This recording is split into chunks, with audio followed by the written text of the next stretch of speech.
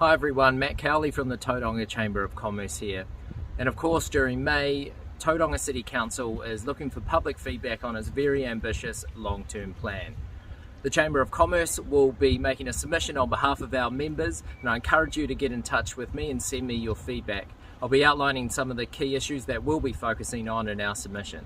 So rates are being asked to go up across the city, with commercial ratepayers being asked to pay 1.6 times the residential rate. For some commercial ratepayers, it'll be an increase of between 27 and 41% next year. Many of the business owners that I've spoken to don't mind paying a bit more money to try and get the outcomes that they expect, but they need to know what the plan is and have faith that the plan will be delivered. I don't believe many people in Tauranga know what Council's plan is exactly, and I'm not sure over past experiences whether they've got faith that the plan will be delivered. Some of the key issues that the Chamber will highlight, and these are just broad issues. So the Council was at risk of over-promising and under-delivering. Last year they spent $200 million, they're wanting to double that this year for $400 million.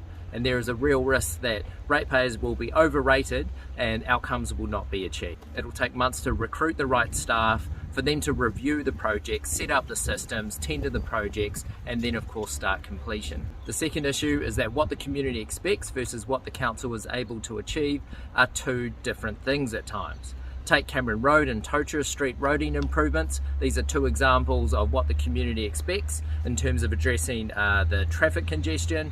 Council is proposing to make it safer in terms of bus lanes and cycleways. I also fear that the same system that created the delays to the Durham Street roading improvements, the governance oversight of the soon-to-be demolished Harrington car park, and of course the failed design of the Greaton roundabouts, those legacy will continue on to future projects. So other than the Papamoa East interchange, I'm not aware of any new roading projects that are coming on board. The Council's focus on roading is very much around buses and bikes.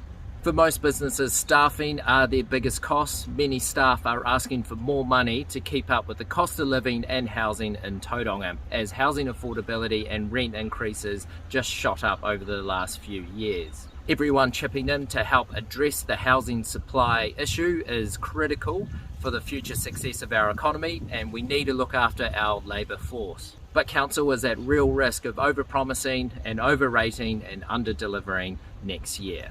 Let's make sure that the projects are sound and they match the community's expectations.